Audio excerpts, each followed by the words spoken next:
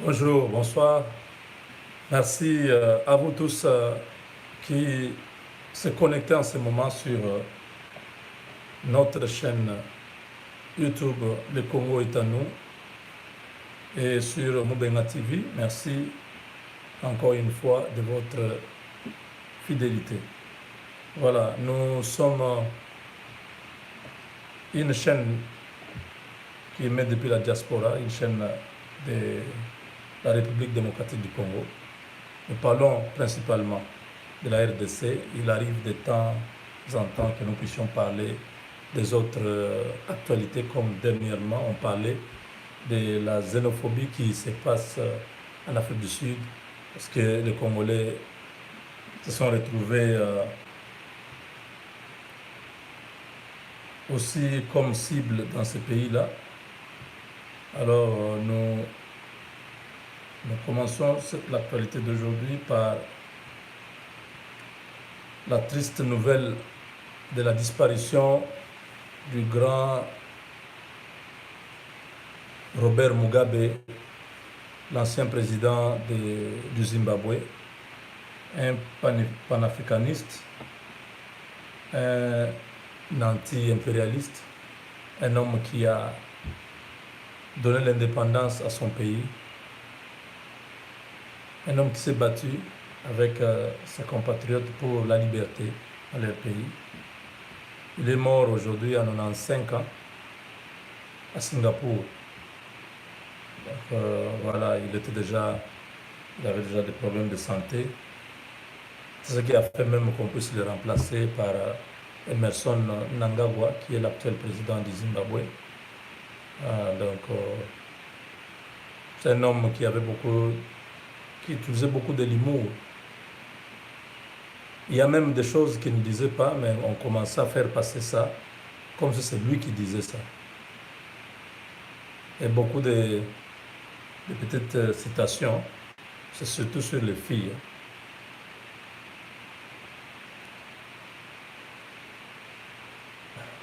Bon, c'est vraiment, chaque fois on sortait des choses de Robert Mugabe a dit, c'était même pas lui. Mais tellement c'était quelqu'un qui parlait beaucoup, alors on attribuait toutes ces citations-là à cet homme. Et ça nous faisait toujours beaucoup amuser. Vraiment, il va beaucoup nous manquer. C'est un vieux qui a vécu sa vie. 95 ans, ce n'est pas donné à n'importe qui. Donc aujourd'hui, le Zimbabwe pleure les pères de l'indépendance. Robert Mugabe, nous nous joignons à tous les frères du Zimbabwe pour leur présenter des condoléances. Disons que ce moment doit être un moment de l'unité, de la paix, de la construction du Zimbabwe qui est gangréné par la corruption, la crise économique. C'est vrai, au Congo aussi, nous avons la corruption. Mais au Zimbabwe, ça a atteint des proportions graves, au point qu'ils ont abandonné leur monnaie. Ils utilisent plus dans les échanges commerciaux les rands sud-africains. C'est-à-dire leur monnaie n'a plus de valeur. L'inflation a tellement, je ne sais pas, atteint de 1 million de pourcents qu'à un moment donné, ils se sont dit non, non, ça ne sert à rien, on ne peut même pas utiliser encore ça. On peut utiliser ça entre nous, mais quand il faut utiliser ailleurs, tout ça, ils utilisent la monnaie sud-africaine. Donc, c'est vraiment... Le vieux est parti. Un autre vieux, c'est Ilunkamba Koko, grand-père, notre premier ministre. Mais il a l'âge, d'être notre grand-père. Il est tellement patient que ça lui a valu 3 mois d'attente. Depuis le mois de mai, il a attendu juin, juillet, août. C'est seulement maintenant, en septembre, qu'il a un gouvernement. Il a été investi devant le Parlement aujourd'hui. Un Parlement où il y avait 379 députés. Sans l'opposition, bien sûr. L'opposition a refusé d'être là. De toutes les manières, même s'ils étaient là où ils n'étaient pas là, c'était sans enjeu. La majorité, c'est Cash FCC. Donc l'opposition avait boycotté cette séance. Sur les 379, il y a eu 375 qui ont dit oui au gouvernement. Ils ont accepté le programme, ils ont investi les premiers ministres. Donc, 4 abstentions. C'est toujours la démocratie, n'est-ce pas? On doit compter toutes ces voix-là. L'abstention, je ne sais pas ce que ça veut dire. Voilà. Alors là, le travail commence et il y a beaucoup de promesses, mais nous voulons maintenant que ça devienne la réalité. Nous voulons que le Premier ministre vraiment soit un des artisans de cette alternance avec son gouvernement, qu'il travaille pour le peuple. Et déjà, c'est déjà compris. Tous ces ministres, ils savent déjà que pour l'instant, ce sera difficile de voler l'argent du gouvernement. Parce que les partis qui sont au pouvoir, c'est un parti qui vient de l'opposition. Donc, qui dénonçait les dérives des anciens régimes comme le régime mobutiste ou le régime Mosé ou celui qui vient de passer. Donc, tous les ministres qui sont là-bas, ils devraient dorénavant retenir que chaque fois qu'il y aura une malversation financière, déjà les réseaux sociaux vont s'enflammer. Ça sera comme ça. Les réseaux sociaux ici, il ne faut pas toujours utiliser ça pour s'envoyer des vidéos nues, où quelqu'un est en train de se laver, il prend les vidéos, il envoie à quelqu'un. Non, on n'a pas besoin de ça. Les réseaux sociaux, c'est là où l'information peut circuler dans une seconde. Tout le monde se met au courant et réagit pour sauver le pays. Malheureusement, les réseaux sociaux, on les utilise pour des bêtises aussi. On a vu dernièrement avec les ministres, le vice-gouverneur du Congo central, qui était victime d'un complot avec une dame qu'on appelle Mimi, qui est comme une sœur catholique, comme une sœur kimbanguiste. Semble-t-il qu'elle elle avait fui vers Brazzaville, on l'a ramenée. Bon, elle dit qu'elle était partie rendre visite à sa famille. Hein, mais vous voyez, les réseaux sociaux,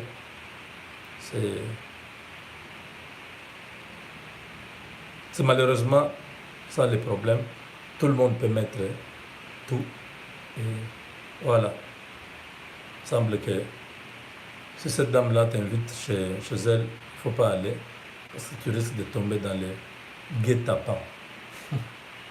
Alors, tous les ministres du gouvernement actuel, aidez-nous à être de bons serviteurs du peuple congolais.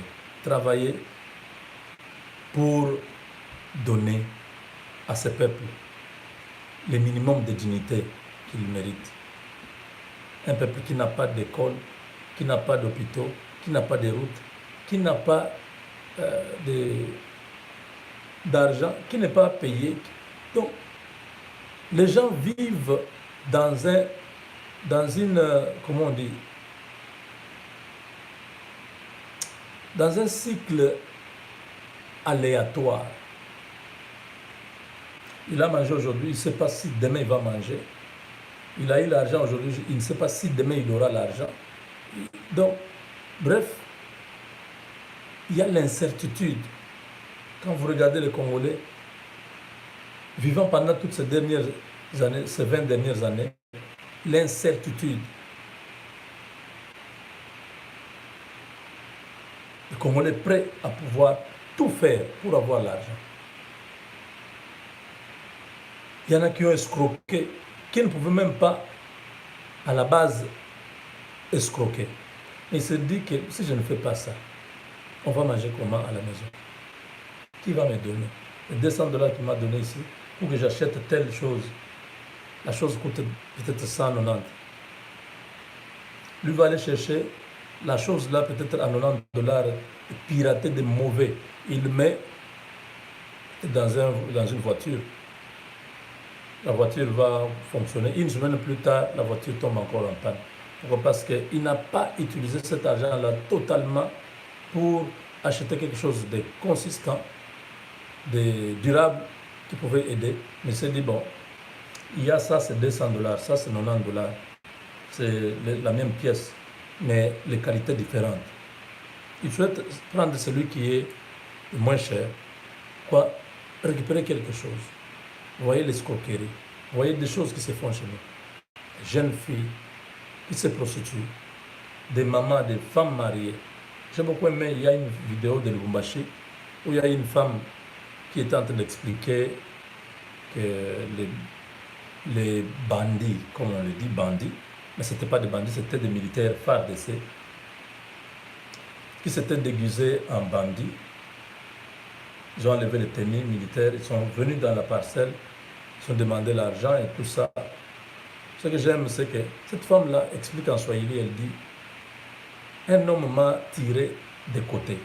Elle m'a amené à côté pour me violer, donc coucher avec moi. Je lui ai dit à 3 reprises, j'ai dit, je ne pourrais pas faire ça, je suis une femme kassaïenne, je suis une femme Luba. Si je fais ça, je meurs et je fais aussi mourir ma famille, mes enfants ou mon mari. Je dis, est-ce qu'il y a encore des femmes comme ça? Vous voyez, la culture est restée chez nous. Une femme qui sait que je suis une femme mariée, je ne peux pas aller coucher avec un autre homme, je vais amener la mort dans ma maison. Ça, c'est la vidéo que nous avons vue de Lubumbashi. Elle a tout expliqué. Mais aujourd'hui, la plupart des femmes au Congo se prostituent, font n'importe quoi. Elle sait qu'elle est femme mariée, pour elle, c'est rien. Elle a besoin d'argent. Si son mari n'est pas en mesure de lui donner l'argent, elle est prête à faire tout. Donc nous ne voulons plus avoir un pays comme ça. Ilunkamba, aidez-nous à avoir un pays qui vit, où les gens peuvent avoir la foi dans leur gouvernement, dans leurs leaders, croire que nos leaders prennent soin de nous, ils s'occupent de nous, ils créent des conditions de vie qui permettront à ce que nous puissions aussi avoir du travail, que nous puissions subvenir aux besoins de nos familles. Donc nous voulons avoir un pays comme ça, pas un pays où un ministre s'arroge le droit de prendre tout l'argent et acheter des parcelles, des maisons, tout ça, envoyer ses enfants à l'étranger, dilapider l'argent. Pendant ce temps-là, les gens qui sont dans son ministère ne sont pas payés. Les Congolais qui attendaient, par exemple, que ces projets-là viennent, qu'on puisse construire ceci ou cela, ce projet ne pourra jamais se faire parce que le ministre a détourné tout l'argent. C'est le dossier que nous avons maintenant de 15 millions de Vital Kamerhe, où on est en train de parler dans tous les sens. Il y en a qui disent tous les sens. Il y en a qui disent que c'est un complot contre Vital Kamerhe. Il y en a qui disent non, c'est vrai, Vital Kamerhe a pris l'argent.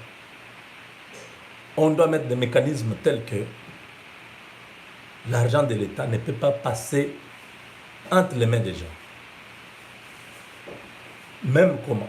Ça doit être un système comme le système numérique que le président Félix est en train d'instaurer au Congo, que ça protège tout le monde contre la corruption et tout ça. L'argent doit être dans le système, l'argent doit être, en tout cas, bien sécurisé. On nous dit que l'argent est à l'arrêt aux banques. Ça, c'est la version que je viens d'avoir maintenant. Que non, l'homme là de Batoubeng, l'inspecteur général des finances, c'est un kabiliste du sang. Il est venu en 1997 dans les bagages de l'AFDEL. Donc il ne peut rien faire de bon pour Félix Tshisekedi. Il est en train de vouloir salir la présidence de Félix Tshisekedi pour créer des doutes autour de leur partenariat avec les Américains, avec le FMI, ainsi de suite. Comme ça, on dit non. Rien que le FMI puisse dire non, en tout cas, nous ne venons pas au Congo. Regardez, vous avez encore trop de problèmes de gouvernance, l'assainissement des finances publiques, tout ça. Le président Félix a parlé aujourd'hui, mais il n'a pas cité clairement ce dossier, mais il faisait référence à ça. Il a dit pendant leur rencontre à l'hôtel Pullman qu'il va veiller à ce que les contrôles des inspecteurs de finances, les contrôles des services de l'État dans les entreprises publiques, dans les entreprises de l'État, puissent se faire régulièrement, c'est-à-dire puissent se faire dans les conditions régulières. Les gens qui n'ont pas qualité, les gens qui ne sont pas autorisés à le faire, les gens qui n'ont pas reçu mandat, les gens qui n'ont pas été envoyés, les gens qui ne sont pas munis d'un ordre, un ordre, comment on dit encore, un ordre de mission. Ils ne peuvent pas travailler, ils ne peuvent pas contrôler. Lui-même va veiller à ce que tout se passe dans des conditions normales. Mais il n'a pas parlé de 15 millions.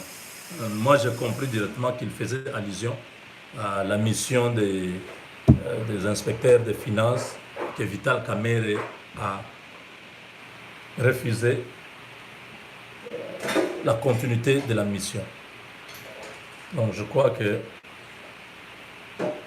en tant que président de la République, son point de vue, sa déclaration était très attendue. Bien qu'il ait dit ça, nous attendons qu'il puisse bien se prononcer sur ce dossier. Mais de toutes les manières, il faut que la justice fasse son travail. Il n'y a personne qui s'acharne contre Vital Kamerhe. Tout le monde veut seulement, comme ce dossier est déjà public, tout le monde en parle, que ce soit maintenant entre les mains de la justice, que la justice puisse nous prouver que ce dossier-là, c'est un faux dossier, l'argent est là, Vital Kamerhe n'a jamais pris l'argent, François Mamba n'est pas impliqué, patati patata. Donc voilà.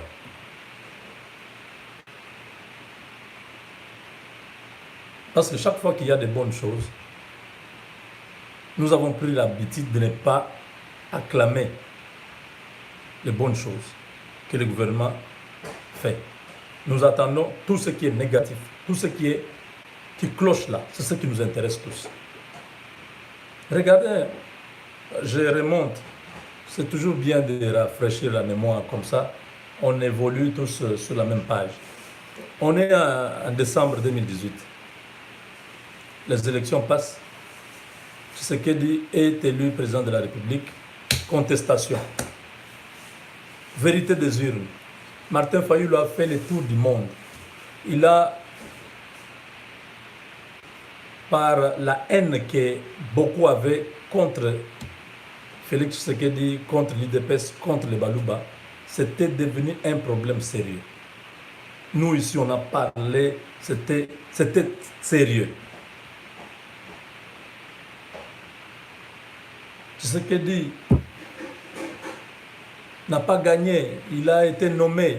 La vérité des urnes, celui qui a gagné les élections, c'est Fayulu. On a parlé ici, même la langue avait séché à un moment donné. Mais comme nous aimons notre pays, nous avons dit, la vérité reste la vérité. Votre vérité des urnes, là, vous connaissez, parce que dans la vérité des urnes, il y a aussi une vérité. Ça, les blocs de Katumbi avaient promis ça. Même Français Kalombo et les autres, même Kamitat en avait parlé à un moment donné. Dans la vérité des urnes, il y a une vérité. Donc il y a une vraie fausse vérité. Alors les gens ont parlé, c'était vraiment tous les réseaux sociaux, notamment la diaspora, les résistants, les combattants, les gens qui sont les anti-tshisekedistes, les anti-Kabila, tout ça, qui pensaient que eux, ils ont une solution magique. Il ne fallait pas aller aux élections, regarder les élections, c'est que ça nous a amené. Vous ne vouliez pas des élections. Mais laissez ceux qui ont voulu les élections assumer leurs conséquences Parce que ça ne vous concerne pas. Vous n'êtes pas partant pour les élections. Mais comment vous commencez à vous intéresser? Non, la vérité des urnes. Nous avons vu des combattants suivre Martin Fayulu derrière. Vous êtes... vous contredisez. Vous ne vouliez pas des élections. Vous avez dit dans un pays occupé, il ne peut pas y avoir des élections. Nous tous ici, nous étions dans cette idéologie, dans cette logique. À un moment donné, on se dit non, on est en train de perdre le temps. Cette histoire, c'est un maquillage, une manipulation. Ça, c'est de la haine, ça, c'est des menteurs. Nous, on ne peut pas suivre ces gens. Nous, on a dit non, on n'est plus dans ces histoires au combat et tout ça. Nous devons être réalistes. Regardez ceux qui sont au Congo. Ça, on est au mois d'octobre, l'année passée. On a changé. Les gens disent, oh, Moubenga est fatigué du combat. Moi, je dis, ok, moi, je suis fatigué. Vous continuez avec votre combat sans vision, sans leadership, sans objectif. S'il n'y a pas un leader dans ce combat, dans la résistance, il n'y en a pas. Il y a des petits leaders, chacun dans son coin. Celui-ci fait une vidéo, l'autre le contredit, il s'insulte, et ainsi de suite. C'est un combat perdu d'avance. Sans objectif. Un objectif, ça peut être à court terme, à moyen terme, à long ou à moyen terme. Ces gens-là, ils sont comme ça depuis des années, ils ne savent pas ce qu'ils cherchent. Ils ne s'organisent pas pour avoir, même pour dire que nous allons atteindre notre objectif. Incapables d'arriver même au Congo-Brazzaville. Ils crient tous à l'étranger. Donc ils ont pris, ah non, vérité des urnes, tous. C'était vraiment la monnaie d'échange. On parlait à tout moment vérité des urnes, vérité des urnes. Il y a eu même des alliances entre Martin Fayulu avec Papa Honoré Mwanda et les autres. Ils ont cru que ça allait les amener quelque part. Je vais regarder moi une distraction comme ça. Les gens ont fait ils ont écrit, les gens, on a caricaturé Tshisekedi de tout. On lui a donné des noms pour l'humilier. Finalement, le problème de la vérité des urnes s'est éteint. On n'a pas compris. Ils ont commencé une histoire, le soulèvement populaire. En tout cas, le 30 juin, le soulèvement populaire. Regardez-moi ces gens, quoi. Toute la diaspora, ils faisaient des vidéos. Et ils ont des leaders. Hein. Quand vous regardez même les gens qu'ils appellent leaders, ça fait mal. Vous voyez, leur leader, là, quand il fait une vidéo, il partage. Moi, je dis, si des gens normaux peuvent avoir celui-ci comme leader, alors c'est qu'on n'a pas de chance de croire dans ce combat. Vous comprenez? Un leader qui confond déjà les tout. Un leader qui ne sait même pas s'il croit en Dieu, s'il croit à Satan, s'il croit à la journée ou il croit à la nuit. Mais vous avez beaucoup de gens, des intellectuels, des gens responsables qui vous disent non, il faut même des gens comme ça qui peuvent... Oh! Même dans nos villages, quand on dit que nos ancêtres n'avaient pas des écoles, non, il y avait l'initiation, c'était des écoles de la sagesse, même dans nos villages. C'était bien organisé. Vous comprenez? Donc, même pour devenir chef, on ne prenait pas n'importe qui pour te donner une responsabilité. Dans un village, on ne donnait pas n'importe qui. Ce n'est pas aujourd'hui dans l'ère de la République. Nous ne sommes pas à l'ère coloniale ou à l'ère de l'Antiquité. Nous sommes à l'ère de la démocratie, de la République, où vous devez accepter n'importe qui devenir votre chef. Soulèvement populaire, j'ai attendu, j'étais là, je faisais mes émissions toujours. Ah, le 30 juin, il y aura soulèvement populaire. Je vois le 30 juin, Martin Fayulu quelque part là-bas dans un véhicule. Oh, on nous a empêchés, tout ça. Je me regardais. Quelqu'un qui est venu faire le soulèvement populaire marche, il est dans un véhicule avec son compagnon mpangiste Mouzito. Quand le soulèvement populaire disparaît, il prend maintenant Minembwe. Minembwe, Minembwe, Minembwe. Beaucoup de vidéos. Oh, on a vendu le pays. Ah, 7000 militaires sont entrés. Moi, je dis, les militaires là sont où? Au premier vue, ils nous ont tous induits dans cette erreur-là. Nous avons pensé que c'était vrai, les militaires. Ils prennent des vidéos, des photos qui n'ont rien à voir avec l'actualité. Ils mettent là-bas, regardez les colonnes des militaires qui viennent d'entrer. Moi, il y a un jeune là, Maïmaï, qui est quelque part vers la Tanzanie, qui est souvent du côté de Fizi. Il m'a appelé. Donc, il m'a fait un message. Il m'a dit, Mokubwa, Mambo il est à Bongo. Donc, grand frère, ces histoires-là, c'est un mensonge. Moi, je suis à Fizi presque chaque semaine. Il n'y a aucun Rwandais de 7000 Rwandais. Ils sont invisibles ou bien ils sont devenus transparents. Pour qu'ils soient là, nous, on ne les voit pas. S'ils étaient là, 7000, vous pensez que c'est 30 personnes? Même 30 militaires, on verra que non. Oh, il y a 30 militaires quand même, on les a vus dans cette maison-là, ils sont sortis, ils sont allés telle part. Vous allez sentir. Mais 7000 militaires sont passés par où? Par quelle frontière? Quand cet homme-là m'a dit ça, ce jeune-là, j'étais obligé de m'excuser ici, dire non, non, c'est un mensonge. Il n'y a pas de militaires rwandais au Congo. Il m'explique, il dit, les militaires que tu entends là, rwandais, ne sont pas des Rwandais qui sont venus du Rwanda. Ce sont les Rwandais qui habitent les plateaux à Minembwe là-bas, qui ont été attaqués, frappés, encerclés par Yakutumba et les autres Maïmaï. Ils étaient obligés de fuir. Ils ne savaient pas où ils allaient. Il y en a qui sont allés vers Baraka, vers Uvira, il y en a qui sont allés vers Fizi, ils étaient en débandade. Alors, on le voyait partout, les gens croyaient que c'était des militaires rwandais qui étaient entrés. C'était des Rwandais qui habitaient les plateaux là-bas, les groupes de Ngomino et les autres, des rebelles là, ils ont été frappés. Pourquoi vous avez vu, il y a eu des négociations à l'est là-bas, Roubero a envoyé des gens pour aller rencontrer les communautés locales, parler, un dialogue entre les communautés et tout ça. Vous avez vu même la MONUSCO aller avec ça. Donc, bref, tout le monde, moi ici je disais c'était un mensonge, il n'y a rien, il n'y a pas une histoire de Minembwe. Et comme cela, c'était un mensonge, ils ont fini encore par abandonner les dossiers de Minembwe. C'était devenu, oh, Ebola, Ebola, Ebola, Ebola, Ebola, Ebola.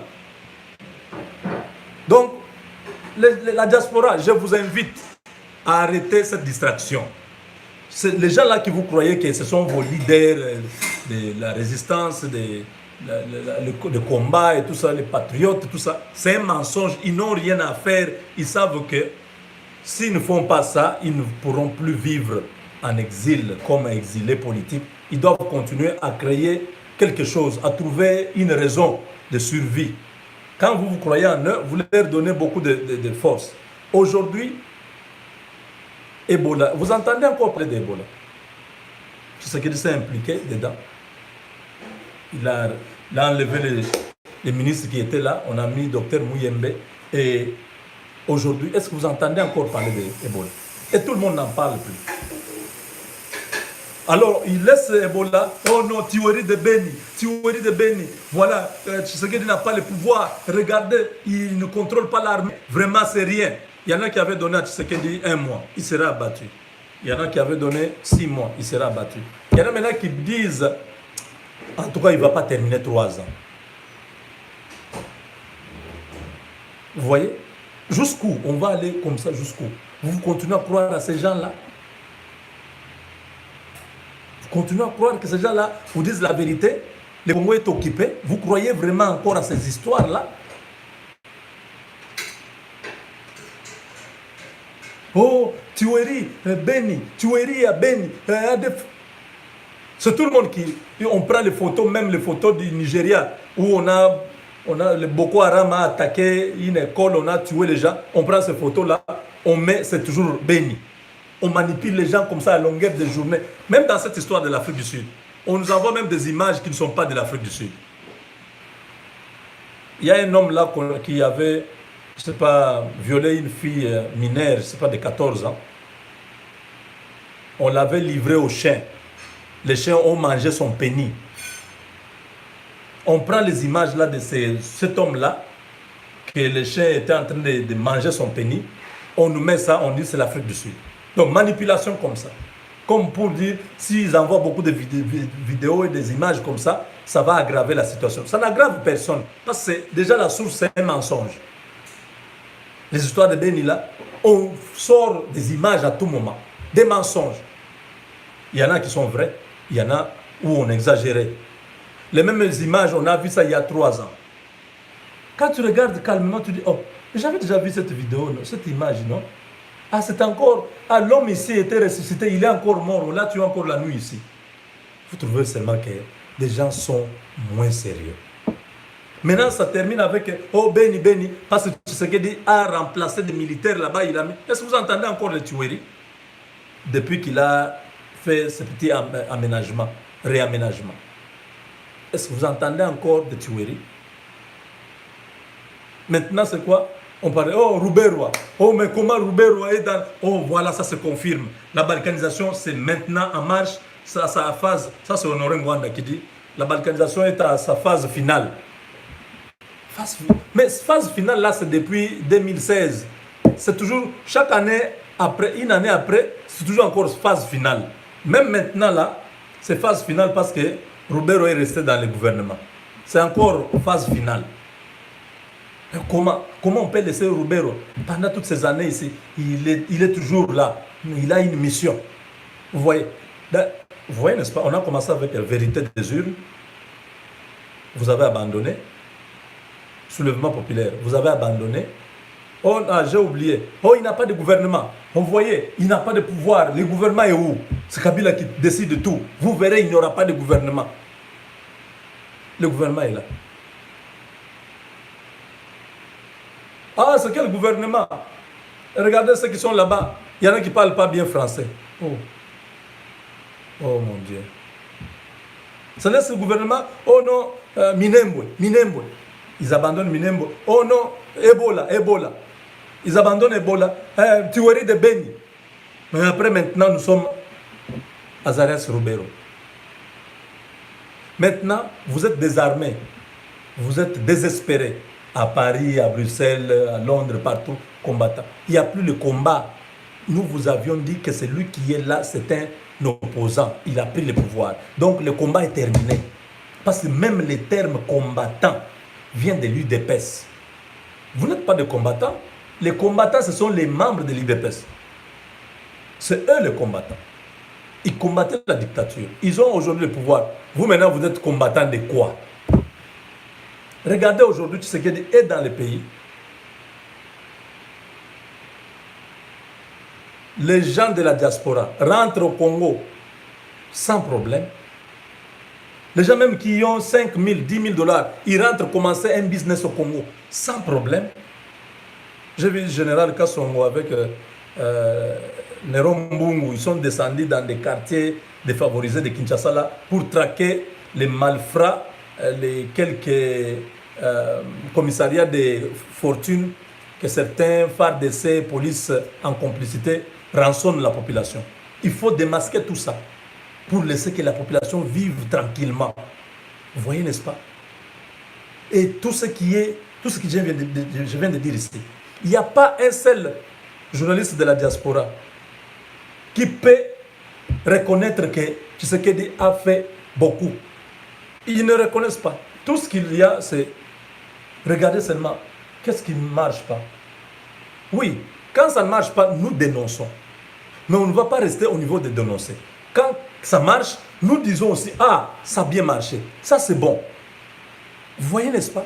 C'est comme ça la démocratie. Vous sentez que Tshisekedi est au pouvoir, l'opposition a disparu. Est-ce que vous voyez vraiment aujourd'hui une opposition au Congo? Parce que les opposants sont au pouvoir.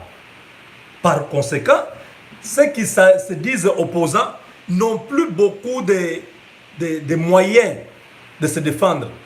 Parce que Tshisekedi connaît les méthodes de l'opposition. S'il fait ça, on va le critiquer.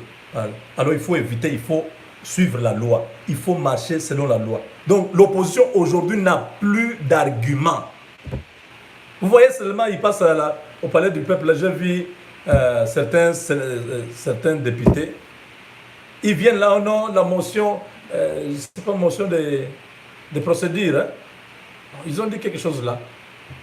Vous sentez que c'est vide le contenu. Il y a un autre député qui est passé pour dire, mais je comprends, vous ne maîtrisez pas encore comment le Parlement fonctionne. Il a donné la matière et j'ai senti que vraiment l'opposition était nulle. Nulle pourquoi? Parce que normalement, aujourd'hui, la Mouka devait être au pouvoir avec Tshisekedi. Tous les opposants là, soi-disant opposants actuels, Katumbi, Bemba, tout le monde de Fayoul devait être dans le gouvernement de Tshisekedi. C'est les FCC qui devaient être dans l'opposition. Mais ils n'avaient pas compris. Quand nous avons dit à l'époque, j'ai moi proposé, j'ai dit, la Mouka, arrangez-vous. Vous avez à peu près 90 députés, Tshisekedi a à peu près 50 députés avec INC. Mettez-vous ensemble, qu'on nomme un informateur. Vous pouvez avoir quelques députés qui sont indépendants et les autres qui sont encore en train, sans position là. Vous pouvez les récupérer et créer la majorité. Ils ont refusé à l'époque. Ah oui, quand on vous avait dit que Tshisekedi n'avait pas gagné, vous n'avez pas compris. Maintenant, vous commencez à nous demander de nous associer avec lui, qu'il reste seulement avec les FCC. Oh. Les FCC ne sont pas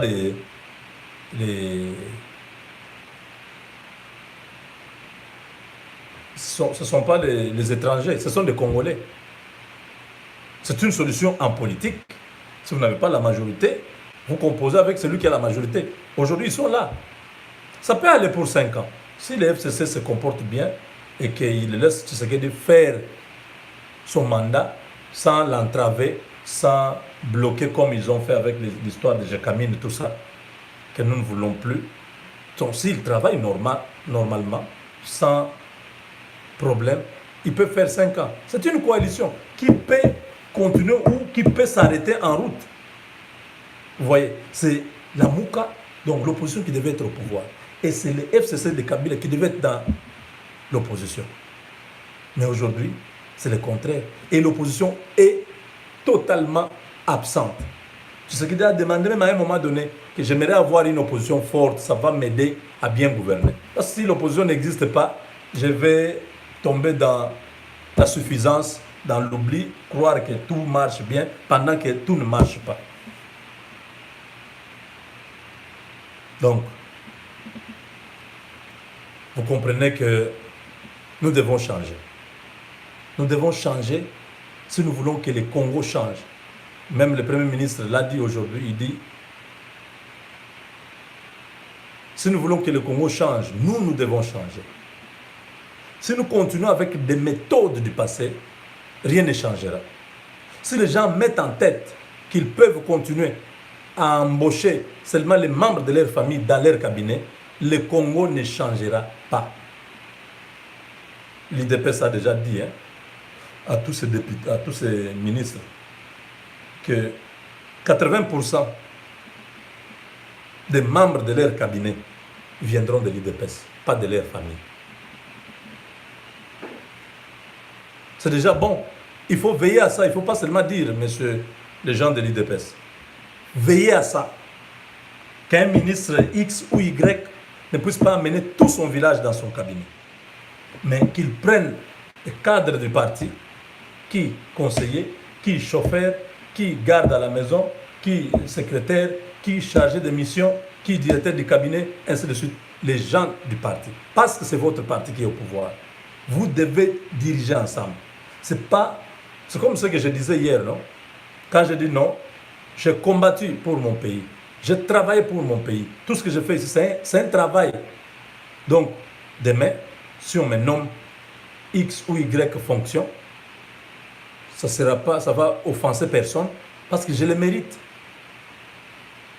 Parce que si vous dites non, il faut le faire seulement par patriotisme. Donc, il faut que le président Félix soit président aussi par patriotisme, qu'il ne puisse pas chercher qu'on le paye, parce que c'est son pays après tout. Il ne doit pas chercher qu'on le paye. Que tous les ministres là, qu'ils soient ministres aussi par patriotisme, qui disent, bon, nous tous nous sommes Congolais, on n'a pas besoin d'être payés. on travaille bénévolement. Que tous ceux qui travaillent pour les Congo travaillent gratuitement. Parce que ce que j'ai fait ici, vous ne savez pas l'impact que ça a sur le plan géopolitique, sur le plan économique, sur le plan social, sur le plan même national, de la nation, du patriotisme. Nous jouons un rôle important. Ici aux États-Unis, partout dans le monde, les médias, c'est un outil de gestion du pays. Vous l'utilisez bien, ça vous aide. Vous l'utilisez mal, ça vous fait tomber. Les médias. Par les médias ici, je communique à des millions, à des milliers de personnes qui croient en moi ou qui ne croient pas en moi. Mais au moins, ils sont informés. Et cela change certaines décisions à Kinshasa. Beaucoup d'ailleurs. J'ai des preuves. J'ai dit quelque chose, vous apprenez qu'on a fait telle chose, telle chose. Ne croyez pas que nous prêchons dans les déserts. Ce que nous disons ici, quelles que soient les conditions, c'est à la maison, ce n'est pas l'important, c'est les messages qui passent. Ah, vous avez suivi, il a dit telle chose. Attention. Donc le dossier là est déjà connu. Faites attention, ne faites pas sortir ça comme ça, faites sortir ça comme ça. Oui, c'est les médias qui changent beaucoup de choses. Parce que les gens nous appellent. Ah, Moubenga, il y a un tel dossier ici. Regardez. Quand je sors ça, les gens se posent la question, comment il est au courant? Oui, parce qu'il y a quelqu'un qui est là-bas, qui n'a pas pu changer la situation de lui-même. Il dit, si Moubenga parle ça, tous les Congolais, pas tous les Congolais, mais la grande partie des Congolais qui suivent ces émissions seront déjà au courant. Donc ce dossier-là n'est plus privé, ça devient public. Alors si nous agissons dans ce sens-là, nous risquons de nous faire prendre. Parce qu'on va dire, non, Moubenga avait déjà dit ça. Il faut éviter ça, faites sortir ça comme ça. Donc vous comprenez? Nous voulons que le Congo change. Nous voulons que tous nous puissions contribuer au changement de ce pays-là. Donc arrêtons avec toute cette distraction où à tout moment vous passez le temps seulement à critiquer, même quand il n'y a même pas raison de critiquer. Les routes se font à Kinshasa. Vous ne verrez pas tous ces gens-là dire qu'il y a des routes qui sont construites. Même si c'est peu, mais les écoles qu'on construit là, il faut reconnaître qu'on est en train de construire des écoles.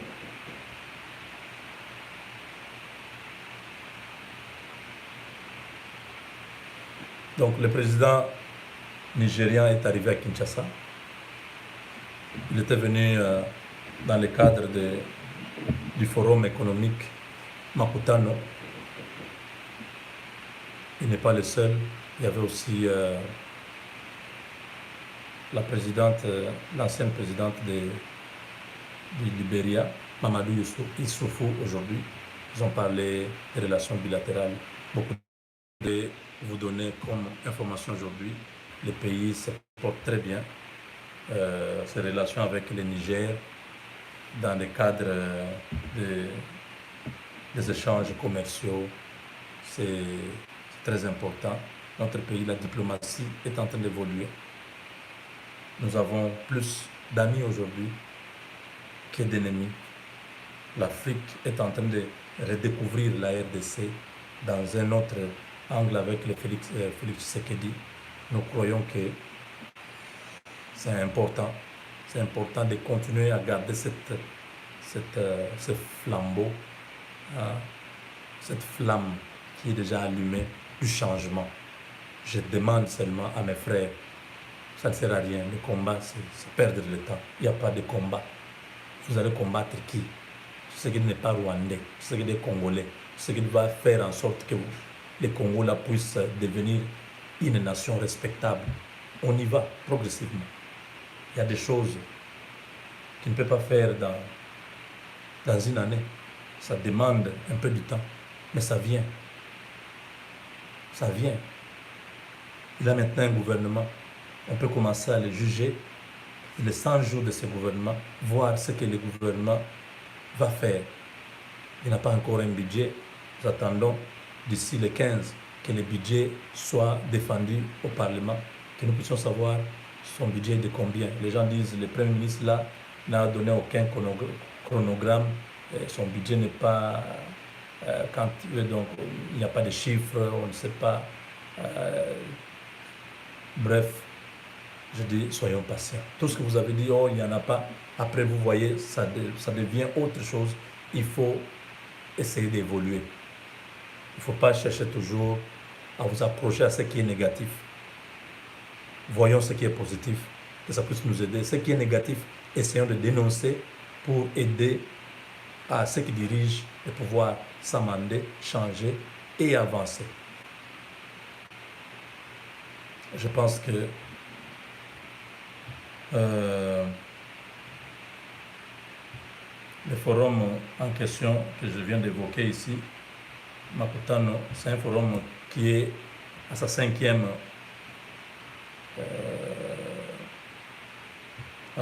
ça c'est la 5e édition. Il y a eu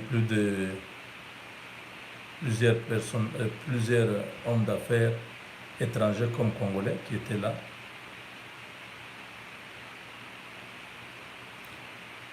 Le président Félix a promis qu'il va faire en sorte qu'il y ait beaucoup de millionnaires au Congo, qu'il y ait beaucoup d'entrepreneurs, de jeunes qui peuvent avoir, parce qu'aujourd'hui, le Congo, l'économie congolaise est contrôlée à 80% par les expatriés, les étrangers, pakistanais, chinois, indiens, sud-africains, français, belges, tout ce que vous voulez.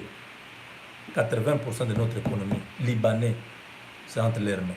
Il faut renverser. Il faut que 80% de notre économie soit entre les mains des Congolais. Regardez, je suis le seul qui a un projet clair. Parmi tous ceux qui parlent, les gens, ils sont libres, ils ont peut-être d'autres projets. Mais moi, mon projet, vous connaissez, c'est FICA, pour aller développer chez nous, au Kasaï. Ce projet va se réaliser. C'est un problème du temps. Nous sommes en train, c'est les chronogrammes, voilà. Nous sommes en train de suivre un planning. Il y a certaines choses qui doivent se faire pour que nous puissions commencer ce projet-là. C'est comme ça qu'on devait être. Pas faire des vidéos juste éternellement. Mais il faut avoir des idées qui peuvent aider le pays à avancer. Moi, j'ai donné. Au lendemain, non, à la veille de l'élection de Félix Tshisekedi, je vous ai dit que dès que Kabila quitte et que le président Félix Tshisekedi devient président, moi je vais aller faire l'agriculture, les champs, l'élevage. J'avais dit ça, il y a des vidéos, vous vous rappelez. Je serai un homme de développement. J'avais annoncé ça. C'était comme si c'était de la blague. J'avais déjà les projets à moi, mais je ne voulais pas en parler. C'est quand les élections sont passées, le président est élu. Maintenant, je vous ai parlé de FICA. Je dis voilà ce que nous voulons. Le Kasaï a été abandonné pendant toutes ces années. Nous ne voulons pas continuer à encourager les ressortissants kassaïens à aller construire à Kinshasa, à aller construire au Katanga, ou à tout moment, quand il y a un petit rien, on les rappelle que vous êtes des Kassaïens, rentrez chez vous. Je dis, cette histoire, ça doit nous interpeller. Désormais, un Kassaïen, même si tu as des maisons ailleurs, mais ne manquez pas une maison chez toi au Kasaï. C'est un projet concret que je voudrais que mes frères aussi, qui sont avec nous dans les médias sociaux, qui critiquent seulement le président, que le président fasse ceci, mais eux-mêmes, ils sont incapables de faire quelque chose pour leur pays. C'est John Kennedy qui avait dit, ne demande pas ce que le pays peut faire pour toi, mais demande-toi, qu'est-ce que toi tu peux faire pour ton pays? Qu'est-ce que tu peux faire pour ton pays? Même 10 hectares seulement. Tu achètes seulement 10 hectares. Tu vas faire seulement les champs. Tu fais les champs, la production là, tu vends ça à un prix bas. Ça va diminuer la concurrence. Si 5, 10, 20, 30 personnes se mettent ensemble, disent nous faisons une coopérative. Nous sommes, je ne sais pas, nous sommes des Bolobo. Chez nous, c'est à Bolobo. Nous sommes 30 personnes, nous nous mettons ensemble, chacun met seulement $500. Vous avez 15 000, n'est-ce pas? Avec 15 000 $, vous allez faire un grand champ. Vous louez des tracteurs, vous louez ceci, on va sarcler, on va planter, on va entretenir et on va faire la récolte. Cet argent-là, la production-là, vous vendez et vous commencez à autofinancer d'autres personnes qui sont là-bas. C'est ça le développement. Vous ne voulez rien proposer. Vous attendez que Tshisekedi fasse tout dans moins d'une année. Oui, les attentes sont nombreuses, mais on y va avec méthode, avec stratégie. Le pays a été détruit pendant 59 ans. Mobutu, donc déjà Kasavubu a laissé à l'époque là de sécession. Mobutu vient, il profite de tout ça, il fait le coup d'État, il entre, il instaure aussi la dictature. Kabila vient, il les chasse par la rébellion, il est tué par Kabila ici. Bon, disons, ce n'est pas Kabila qui l'a tué, mais bon, il est tué, il a assassiné Kabila Pra. Ah, vous voulez qu'on parle de la vérité de la mort de Musée, pas la vérité des urnes, la vérité de la mort de Musée. C'est un long métrage, ce film-là ne va jamais se terminer. Peut-être Eddie Kapende, le jour qui sortira de la prison, il pourra aller à Hollywood, faire un film. Le film peut s'intituler 72 heures avant la mort de Musée.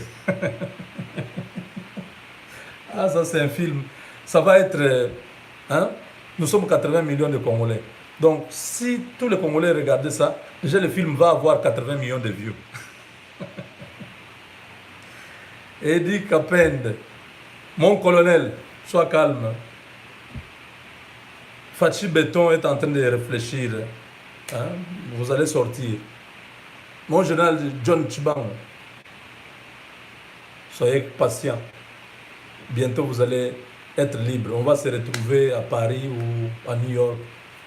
On va dire voilà, c'est le temps de savourer la liberté, n'est-ce pas? Parce que le président est en train de travailler sur ça. Ça vient. Ça vient. Donc Musée est mort, Kabila prend. 18 ans aussi. Là, on voit des gens comme les Mende, comme les Bitakwira. Yoka Bakombo et Batiro pour connaître. Si ce n'était pas Kabila, nous on allait connaître des gens comme ça. Qui encore? On a connu des gens qui ils sont nombreux pendant les 18 ans. On a connu des noms. Oh, Loshima, il est parti.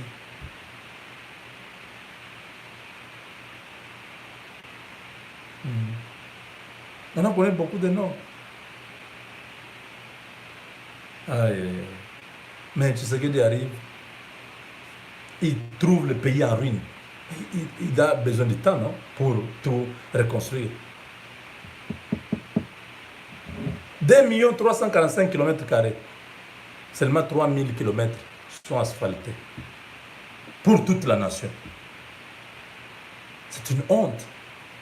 Pendant que vous voyez ici, aux États-Unis, même dans des fermes, aux Bilanga, dans les champs, ici, les fermes, c'est un champ où on a planté des choses, il y a aussi des animaux qu'on est en train d'élever, tout ça, ça s'appelle ferme. Pour entrer même dans la ferme, là, vous voyez, il y a l'asphalte qui est parti jusque là où on est en train de transformer des histoires, tout ça. En brousse. Voyez, mais chez nous, on m'a montré la vidéo de Inga, l'avenue Inga Moujmaï. C'est resté une bande, donc un véhicule qui descend, le véhicule qui monte doit attendre le véhicule qui descend. Parce qu'il n'y a pas, ils ne peuvent pas se passer comme ça, sur une même, sur le même macadam. Parce que le macadam est déjà presque détruit. Un pays comme ça, vous voulez que les choses marchent directement, ça doit prendre un peu de temps. Et nous devons être de ceux qui soutiennent le chef. Quand il faut le soutenir, quand il y a quelque chose qui cloche, nous devons le lui dire. C'est même ça l'opposition que nous faisons. Une opposition pas démoniaque, mais une opposition pour aider à avancer. Or, la vraie opposition doit être dans les institutions, qui doit dire non, là, stoppez. Là, si vous devez être là, sans projet, tout ce que vous connaissez, c'est seulement dénigrer. Ah, l'ami des Rwandais, vous ne parlez plus de Kagame. Vous ne parlez plus, oh non, et il est allé faire la réconciliation de Kagame et Ouganda. Depuis qu'ils ont fait cette histoire, est-ce que vous entendez encore le problème entre l'Ouganda et le Rwanda?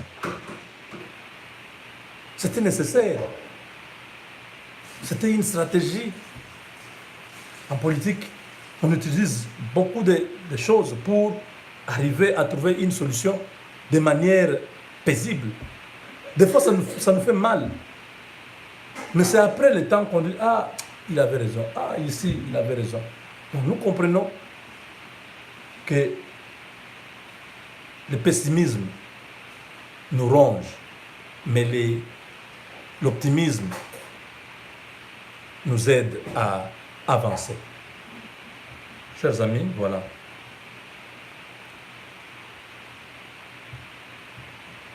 Voilà les choses essentielles qu'on devait parler aujourd'hui.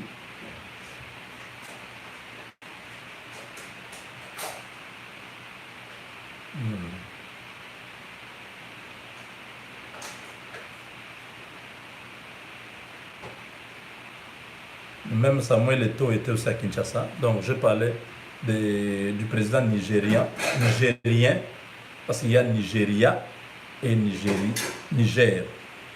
Les Niger, on appelle les habitants nigériens. Nigeria, on appelle nigérians. Voilà. Le président du Niger est à Kinshasa, donc je crois il est arrivé hier, peut-être il est déjà parti.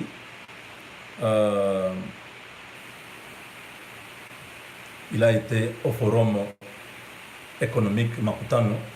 Il y avait le président, l'ancienne présidente du Libéria, Madame Ellen Johnson Sirleaf, qui était là aussi. Il y avait aussi Samuel Eto'o, qui était venu, qui a parlé aussi sur le business toujours. Donc c'était un grand forum.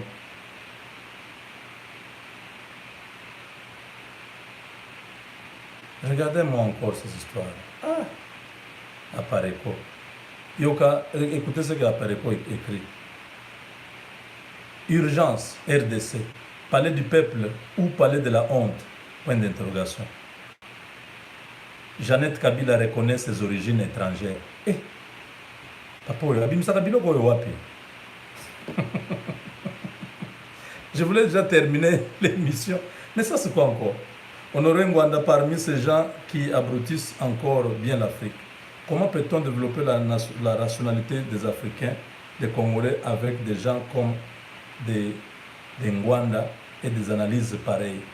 Dans cette déclaration, lui-même dit, Jeannette Kabila reconnaît ses origines étrangères, c'est-à-dire tanzaniennes. Il l'appelle encore rwandaise. Alors que si on analyse simplement les parcours de la famille Kabila, on peut bien comprendre la référence de Jeannette Kabila à son expérience personnelle de service national tanzanien. Aujourd'hui, le recensement devient un problème car il ne vise que Minembwe selon lui. Hier, il a fait croire à tout le monde qu'appliquer la disposition constitutionnelle de 26 provinces était le début de la balkanisation. Ça, c'est Ngwanda. Avant-hier, il avait appliqué la double nationalité. Il avait dit appliquer la double nationalité serait pour les Tutsis. Donc, pas pour les Congolais, ce serait pour les Tutsis. Avant-hier encore, il avait dit, donc c'était la carte d'identité qu'il fallait aussi geler pour éviter de reconnaître des non-Congolais. Ah, tout ça. Ils ne cessent de créer des histoires à fatiguer et à révolter la rationalité des gens. Même ceux qui les suivent ne voient-ils pas tous les mensonges, montages, spéculations et contradictions de cet homme? Je plains beaucoup les intellectuels congolais qui croient à toutes ces inepties. Au moins aujourd'hui, beaucoup de gens ont compris car hier, parler rationnellement des problèmes du Congo dans la diaspora, différemment des vues de la fameuse résistance, vous attirez des menaces de mort de toutes parts. Oui, c'est la vérité. Aujourd'hui, les gens ont compris. C'est ce que j'étais en train de dire ici. Ils passent tout le temps à raconter. C'était quand on a coupé les 26 provinces. Oh, maintenant la balkanisation est très avancée. Maintenant c'est fini. Le Congo est parti. Le Congo n'est jamais parti. Le Congo est toujours là. Oh, le Congo est parti. Mabele à Congo est kei. Bana mboka, botelema, bolamuka, mboka est kei. Ba renseignement tozanango awa mabele kei. Bazako kata ba mboka wana, ba Rwandais bakoya occuper yango. Dernièrement, quand la DGM a parlé que tous les Congolais vont avoir une carte d'identité, on est revenu, oh non, il faut geler la carte d'identité parce que ça sera pour les Rwandais. Oh, ah bon? Ça fait combien d'années les Congolais ne sont pas identifiés?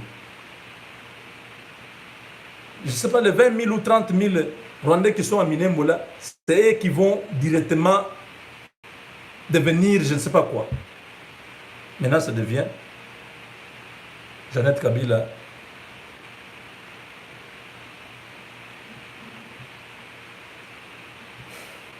reconnaît ses origines. Je ne sais pas où est-ce que Jeannette Kabila reconnaît ses origines. Je ne sais pas. C'est vraiment triste.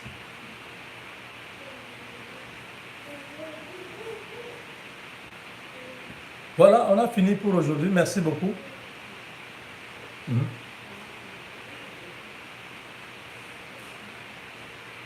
Vous voulez vraiment dormir debout, accepter des choses comme ça. Avec Dieu, nous vaincrons.